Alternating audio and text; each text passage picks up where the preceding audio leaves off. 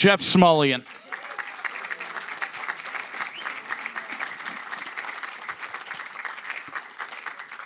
Jason, thanks. I am honored to be here all the time, coming to this every year. When Jason was so kind, I don't know, how many years has it been? 6? 2019. Yeah, 7 years.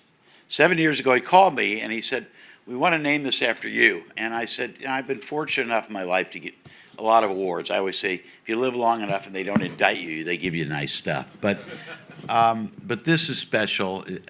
When he called me, I said, "Jason, I'm so thrilled that this isn't in my memory, it's in my honor." But since it's in my honor, I made a pledge that I would come every year and present it. If I'm not here one year, guys, it's not good news for me. But I am thrilled. I'm thrilled to present this to Chris today. Chris has been a leader at everything he's done. Through all of the chaos and turmoil and challenges in the media business, Chris has really been a leader, a great team builder, an icon in sports, but an icon in programming and an icon in management. Somebody who has earned the respect of his peers, who has earned the respect of the people who work for him, and someone who's earned the respect of the entire industry. So I am thrilled to present this award to Chris. If you don't think Howard Stern's intern could one day run the radio industry, you're not paying attention. Chris Oliviero has already provided the playbook. From starting his career in 1996 observing the king of all media, to rising through the ranks at CBS Radio, to becoming Odyssey's chief business officer, Chris has seen and done it all. He's helped guide sports radio's most successful brands, personalities, and executives, introducing audiences nationwide to best-in-class programming and helping advertising partners turn sports radio's passion into real business results.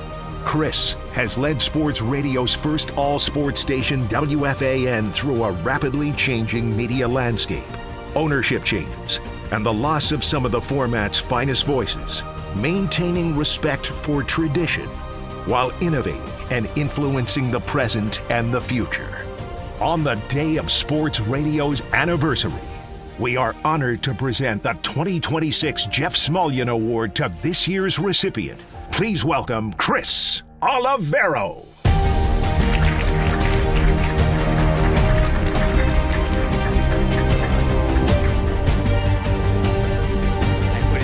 Yeah, you can put it down.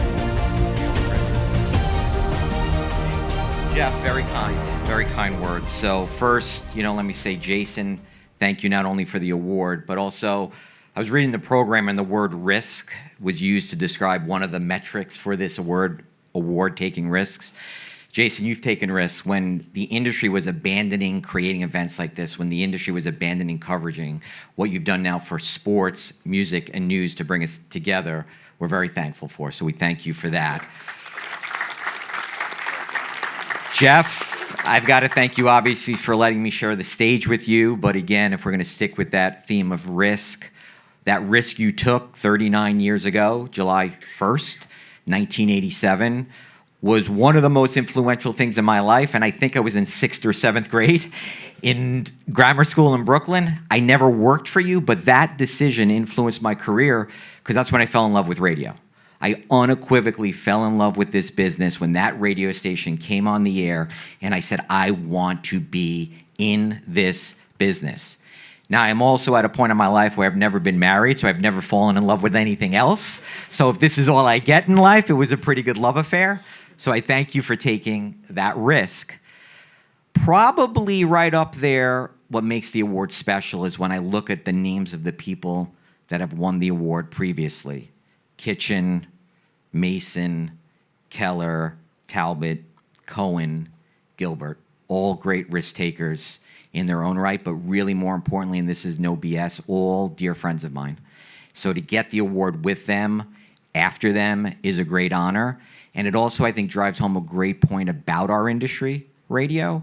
Yes, we compete with each other. Yes, we challenge each other. Yes, we try to every once in a while shiv each other in the back, but we do build bonds. We do build friendships. Seeing so many people here today just validates why, again, I love this business. risk. Again, that's kind of the word you use to give out this award. The only advice I could give on risk is kind of, if you're going to take risks, you're going to have to be comfortable with failure. You're going to be comfortable with being criticized, and you're going to be comfortable with naysayers. You need to have thick skin. You need to have a little bit of earmuffs, because people will try to tell you that can't be done. And also with risk, sometimes you fail, but then it leads to the success. And I can't help but think specifically for this award, one of the reasons, unless you're running out of people, that I was chosen to give this award is probably because, be it at CBS Radio, be it at Entercom, or be it at Odyssey, I'm part of a team that built an unbelievable sports platform. 40-plus sports stations, 20-plus on FM, 70 play-by-play teams, a podcast network. No doubt an unbelievable success. It was a risk, but it worked out. Actually, though, that success derived from another risk that we took that failed miserably, that I failed at, and was quite embarrassing. Some of you might remember Free FM. It was a short-lived format, which I thought was ahead of its time, but it was guy talk. It was, edgy conversation. I see Mark Chernoff here. It was David Lee Roth as a morning man to try to replace Howard Stern. And that was in 2006, 2007. We tried that. It failed. I own that failure. But we learned from it, and we said, wait a second, there's a hole in the market for spoken word targeted at men 25-54, which is what Free FM was, but it didn't have any guardrails on it. It didn't have any structure to it. It was unfocused. We just shifted that into creating FM sports. It's spoken word for men 25-54, just needed a handle. It just needed something to describe it. So again, I know there's some college kids in here. You're gonna fail. You're gonna make a mistake. It's what you learn from it and how do you pivot from that. So for me, I'm actually as proud of that failure as I am the success that we have today. I'll just end with a couple of thoughts. Paul Finebaum, congrats on your Lifetime Achievement Award. You did the impossible. You made a guy from Brooklyn care about college football and the SEC because you're a maestro at content, so congratulations. And then I'm going to bring it full circle for the next award winner. I talked about taking risks, talked about failure, talked about getting up from that failure, and I talked about friendships that stand the test of time. So that kid in Brooklyn who fell in love with FAN wanted to work at FAN, and was a freshman in New York University, got the name of a gentleman called Eric Spitz, and I sent him a beautiful package on bond paper, resume, all this stuff. All I wanted, this was not asking much, I thought, an unpaid internship. Again, unpaid. It wasn't like today where you get paid. This Eric Spitz turned me down. That Eric Spitz sent me a nice letter that I just want Jason to prove it's real. Come here. This is legitimate. That What is year verified. What year- 1995, March 24th, Spitz. Where 31 years he's held this for this moment. This has been my motivation. This has been my big whale. But it brings it all together. I tried. I wanted the dream job as an intern. I went for it. I put myself out there. I failed. I didn't get it. Picked myself. I said, maybe one day I could work there. I think it's worked out. I think I got a few jobs there better than intern. But more importantly, I got to meet the guy who signed the letter, Eric Spitz, and he's become a lifelong friend. So to get this award today at the same exact time that he's going to come up and get a well-deserved Mark Chernoff Award makes it even more special. So thank you all. I'm appalled that my photo is staring at me on this screen. I will leave now, and we will move on with the day. Thank you, Jason. Thank you, Jeff. Congrats, Chris.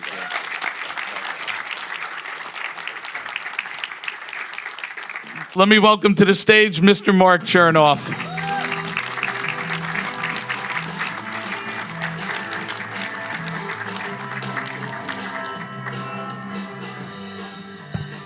What I do want to start off with is with some prodding from Gary Delabate, because I had been at K-Rock for a long time. I did hire Chris at the radio station. Eric said, you hiring this guy? Yes, and obviously it worked out very well for us at FAN, and then over, of course, for the whole company and all through the changes. But the award that Eric is getting is really special for me to be giving to Eric. I started at FAN in 1993. Eric had been at the station since the start, and the program director had just been let go, Mark Mason, and I had been really a music program director. I'd been at K-Rock at WNEW-FM and in Jersey before that. And there were some guys at the station. There was Eric Spitz, there was Bob Gelb, and there was Steve Cohen. They were kind of the brain trust of the next level after Mark Mason as the PD, and Eric was the assistant PD. Well, Bob Gelb, my first day in March, Bob Gelb was there, and Steve Cohen was around. And they were all worried about their jobs, but Eric was not there. Eric was on vacation. So now I was then living, and still I'm living in Livingston, New Jersey. So I get a phone call from Eric, and his line to me was, you know, I grew up in Livingston, because his dad lived in Livingston. He spent about half his time there. So that was the plan of attack for Eric. But I said, no worries. Obviously, I kept Eric as the assistant PD. Bob Gelb and Steve Cohen had kept their jobs. Bob has since moved into sales, and Steve has had a wonderful career outside of Infinity CBS as well. But Eric was really a special person because he knew the insides and outsides of sport radio. I was coming from the music, and now as much as I love sports, everybody's looking at me like, what are they bringing in this music guy? Well, I think I at least proved to them that I knew a lot about sports. But Eric, through the years, and we spent, I think 25 of my almost 29 years together and had lunch every day, complained about the weather, like when it got cold in the summer, anyway, and some other things. But, you know, we just developed a special relationship, and I always felt that the radio station was not me running it, it was the two of us running it. I never felt like Eric was the number 2 person at the radio station. We were 1A and 1B, and it doesn't matter who the A was and who the B was. But Eric was just an integral part of the radio station and the success of it. The way he treated people, his understanding of sports radio, the compassion, his caring for the on-air talent, even though he did get into a fight with somebody once in the newsroom, but aside from that. Anyway, attention to detail and how to work with management, how to work with agents, and just any situation that came up. I mean, I think we were sounding boards for each other, aside from having lunch together, which really turned out to be an educational process in itself as well. But Eric was a sounding board. He was smart and still is very smart. The fact that he's running Sirius XM Sports is just, you know, a feather in his cap, a well-deserved feather in his cap. He's doing an amazing job there. And through the years, you know, we've seen our families grow up, and Eric's wife, Jen, and 3 wonderful children, Jake, Josh, and Olivia, have been a support system for him.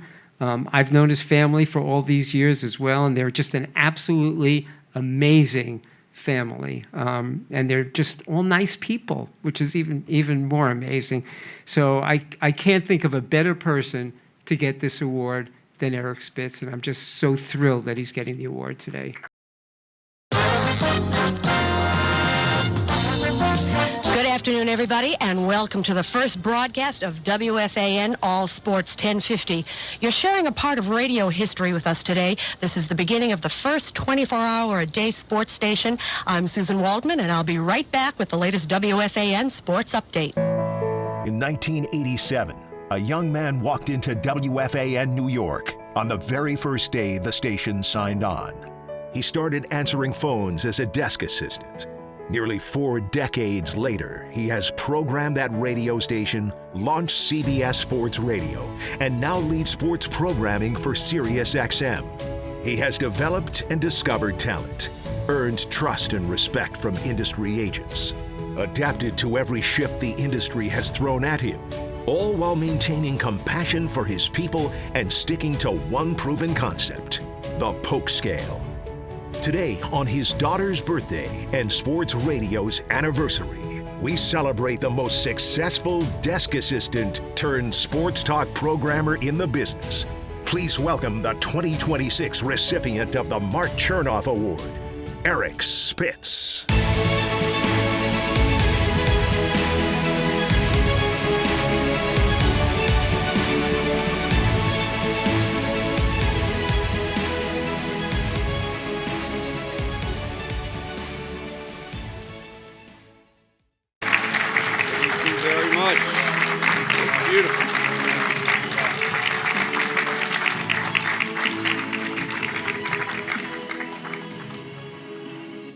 learned about working with Mark is after you follow Mark speaking, you got to raise the mic up a little bit.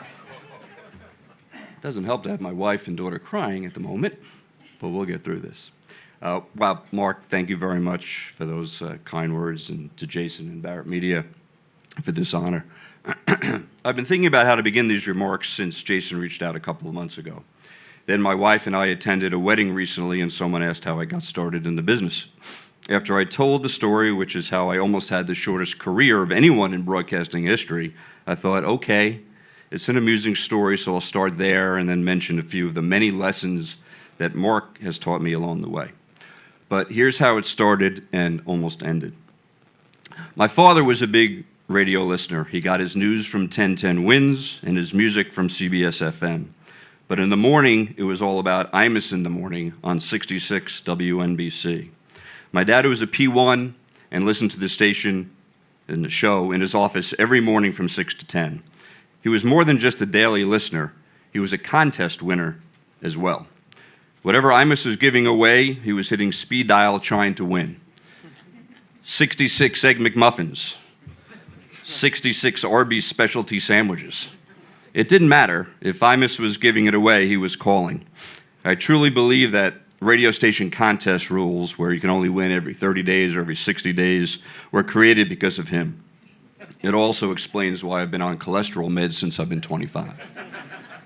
While all this was going on, I was in my freshman year at SUNY Binghamton, where I hosted a sports talk show and worked as a sports anchor on the campus radio station. I'm sure many of you remember the Spitz Sports Spot on WHRW, your source for sports in the Southern Tier. One morning, my dad, after winning yet another contest, was talking to Imus's producer, Lyndon Abel, and mentioned that his son was working at the college radio station and was interested in an internship. Lyndon gave my dad the contact at the station. I interviewed for a position and was hired. Day one, May 1984. And don't worry, I'm not going to go through every year of my career. I was a newsroom intern, and among my responsibilities was answering the phones. About an hour into that first day, I answered my first call. Yeah, this is Imus. Get me McCord. Imus was on vacation and was looking for his longtime newsman and writer, Charles McCord. I looked around the newsroom and didn't see Charles and told Imus he wasn't there. Click. About 15 minutes later, the phone rang again. Yeah, this is Imus. Get me McCord. I was in full panic mode. I ran around the entire radio station, but still couldn't find him, which is what I told Imus. His response? What's your effing name? You're effing fired when I get back. Click. At that moment, I thought it was all over. 1 hour in, and my career was done.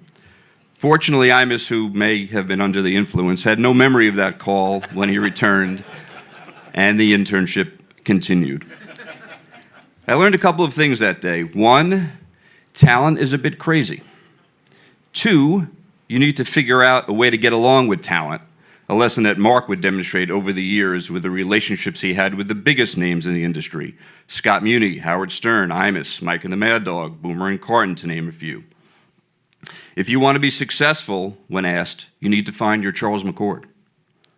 That internship would eventually help me get my first full-time job, and as you heard earlier, I was hired as a desk assistant at this new all-sports radio station, 1050 WFAN, that was set to launch on July 1st, 1987. My salary was $250 a week. My friend Steve Cohn made $300, so he bought the beers when we went out. Steve now drinks high-end tequila, and I'm still drinking beer, so he's still winning. After a rough start, the station quickly found its footing. Mark joined the station in '93, beginning an incredible 28-year run. I had the privilege of working with him for 25 of those years. I say with him and not for him, because that's how it felt. Mark was clearly the number one, but he always made me and others feel like we were working as equals. I have tried to do the same. Another lesson learned from Mark. I left FAN in 2002 to run traffic operations for Westwood One's Shadow and Metro traffic. I learned three things quickly. One, while it was a fun job, I missed working in sports. I also learned humility. On my first day there, I ran into Alice McNamara, a former coworker at FAN who was working at Westwood. She asked me my title. I'm the Vice President of Operations and Programming, to which she replied, Spitzy, The janitor here is a effing VP, so get a hold of yourself. So yes, I learned humility. A big part of that job was getting out to see program directors at stations that used our traffic service. Stations up in Westchester and Connecticut, out on Long Island, down the Jersey Shore. Several PDs mentioned that Mark was the only person to respond to the hundreds of demos that they sent out when they were trying to break into the business. And that's the third thing I learned. I make myself available to anyone who reaches out, looking for career advice or to provide feedback on a sports talk or a play-by-play demo, another lesson learned from Mark. And I encourage every one of you to do the same. Make time for those who reach out. There's not a lot of giving back in our industry, so this is an opportunity to do your part. And for the young people in the room, make sure you're reaching out. Networking, developing relationships, and getting critical feedback are all part of it. A great first step is being here. Get into the game. I had the opportunity to go back to FAN in 2005. Thank you, Lee Davis. And I was there until 2012 when I was hired to program CBS Sports Radio. It was a privilege to be involved with another launch and fun for me, Mark, and Chris Oliviero to work together on a big project. I worked with a great group there until 2018 when my old friend Steve Cohn came calling. I joined him at Sirius, surrounded by the incredible teams of professionals that he had put together. I learned from this team every day. The final Chernoff lesson is work-life balance. Long before it was popularized, Mark defined it. I've never seen anyone who worked harder than Mark and gave more to his family than Mark did. Some of you know the story of Mark's monthly catches with his son Mike, who's the GM of the Cleveland Guardians. If you're not familiar with it, Google it. It's a great story. What you likely don't know is that Mark made what seemed to be weekly trips to see his kids and grandkids all over the country and continues to do so. I remember many days when Mark pushed me out the door to get home in time for a kid's practice or a game. He certainly practiced what he preached. In addition to working with Mark and Steve, I've been around some other terrific bosses. Mark Mason preceded Chernoff as the PD of FAN, and while he gets proper credit for putting Mike and the Mad Dog together, he should also be recognized as a stabilizing force during a very pivotal time at the radio station. I worked for Joel Hollander at both FAN and Westwood One. He was a terrific leader and a better person. The same can be said of Lee Davis, who succeeded Joel as GM of the FAN.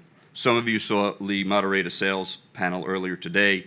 He's had an outstanding career, but I'll always remember him as Boy Lee on the Howard Stern show when we first met during the summer of '84.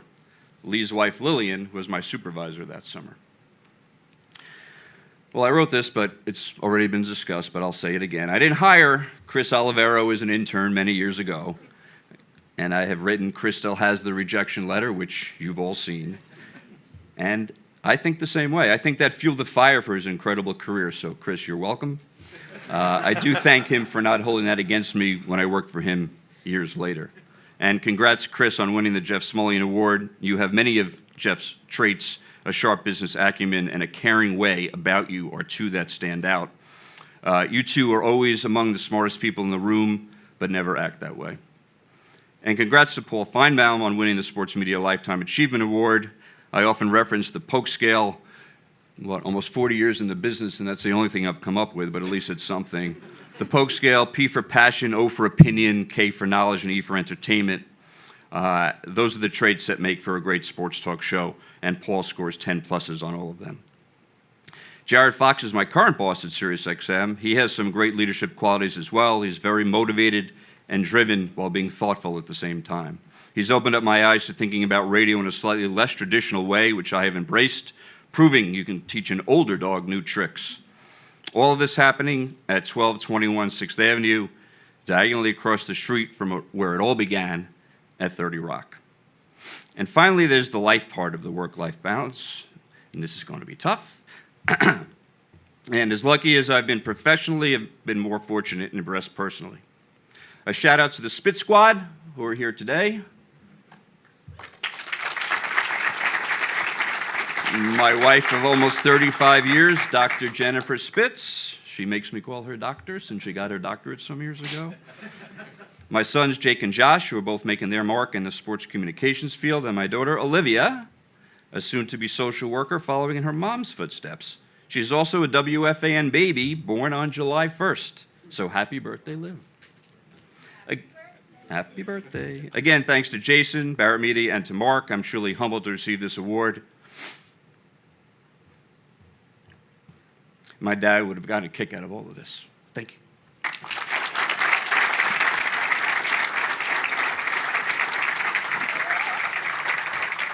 Our final honor goes to a man who's been a reporter, a columnist, an author, a television personality, a radio host who blazed a trail across the South, and as Chris, I thought, perfectly noted before, made people in the North care and think college football was cool.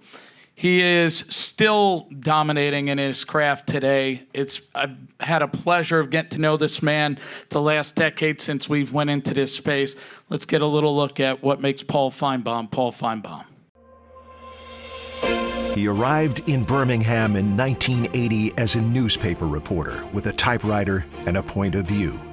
46 years later, he is the most recognized voice in college football. A daily anchor on ESPN, ESPN Radio, and the SEC Network.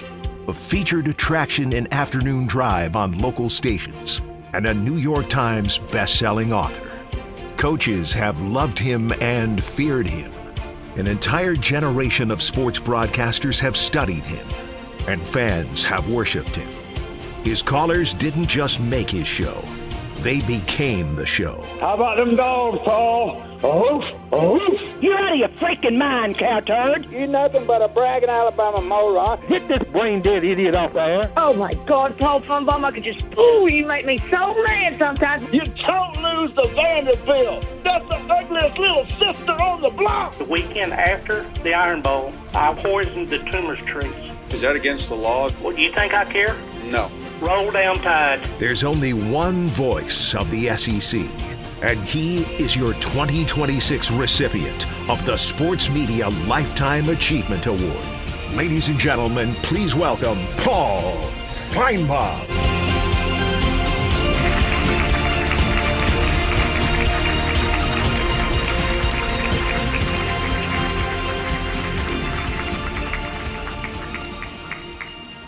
Wow, thank you very much.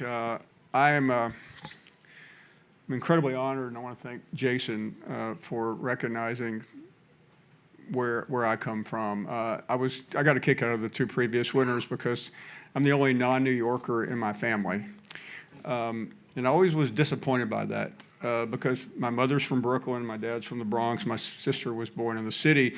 And I was introduced to sports at the earliest possible age, listening to my mother tell me the story of my sister's birth.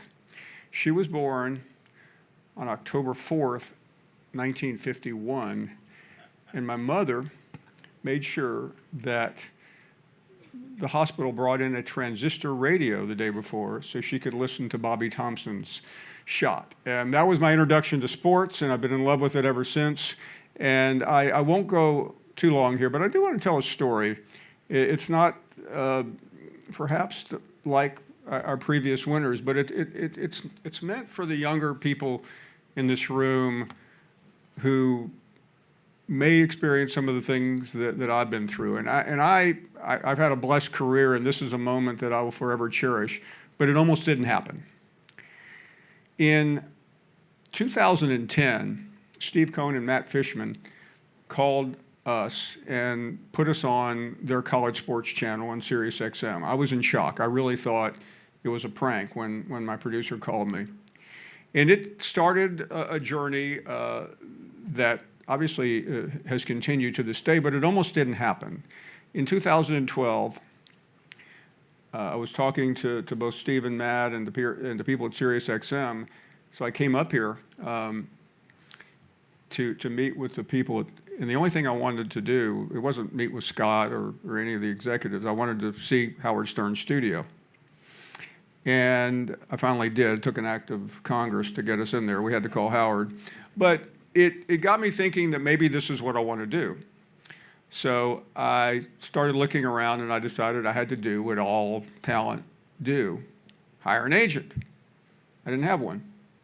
I was a local yokel in Birmingham, even though I was on the College Sports Channel. So I didn't really know any agents. So I had lunch with a friend of mine who happened to be the commissioner of the SEC, Mike Slive. He said, I know a guy. And he connected me with the individual's office.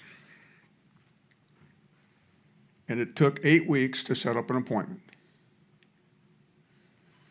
So I woke up early one morning on a Wednesday in June 12th to be exact.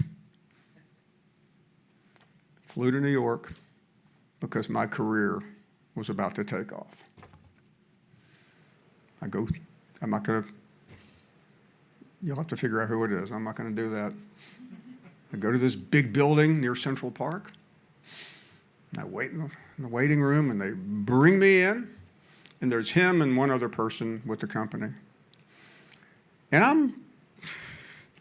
I'm bubbling with energy. So I sit down, and I forgot for a moment where I was. I was in New York City. So he shakes hands with me. He says, what can I do for you? No pleasantries, no how's the weather. I said, I would like to work at Sirius XM. He said, Sirius XM? You're not working at Sirius XM. You're a local guy in Birmingham. Took a deep breath. He said, anything else? And I'm thinking at this point, this meeting might not go 2 minutes.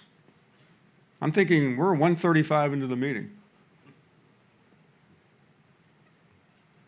I said, well, I thought about ESPN. He said, you're not going to ESPN. I said, what do you mean? And then he proceeded to tell me all the people he represented. And you would, of course, fly from Birmingham, Alabama to meet an agent in New York if you didn't know who he represented.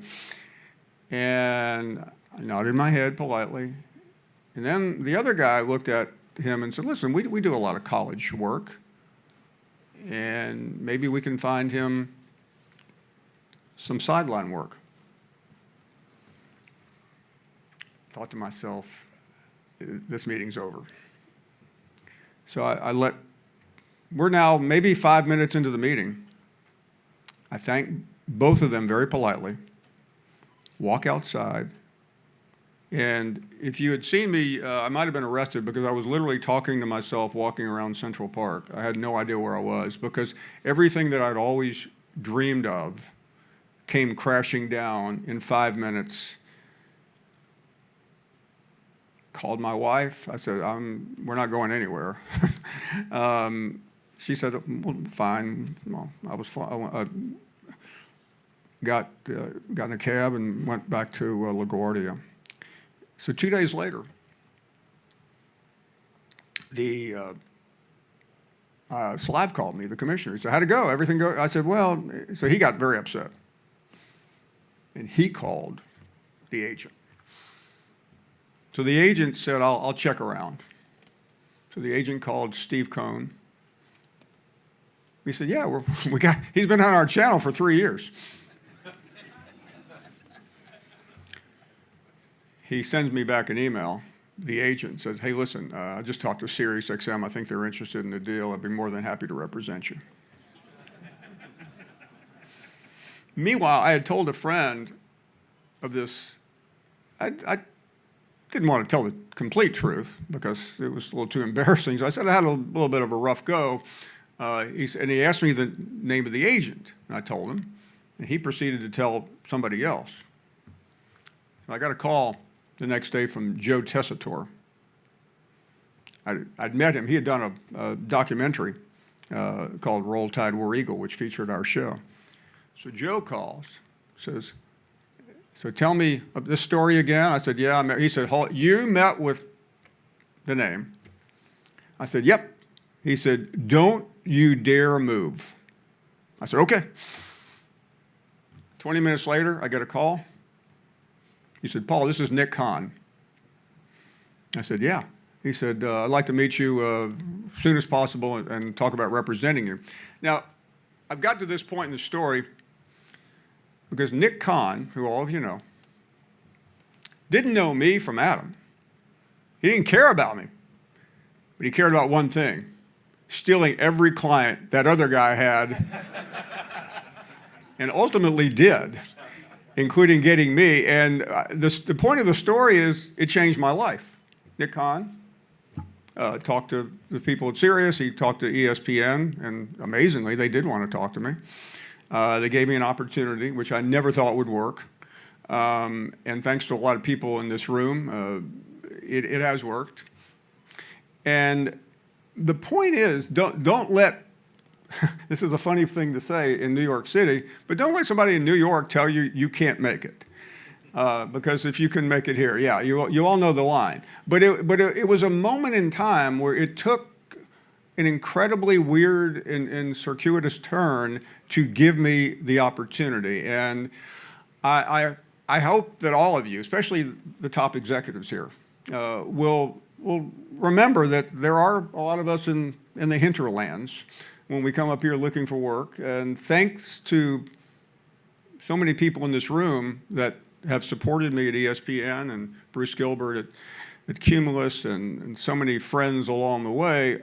But most important, the one person that made all of this possible to help tell this story and to represent what all of us do, and that's Jason, because he understands better than anyone I've run into in the industry where it all begins.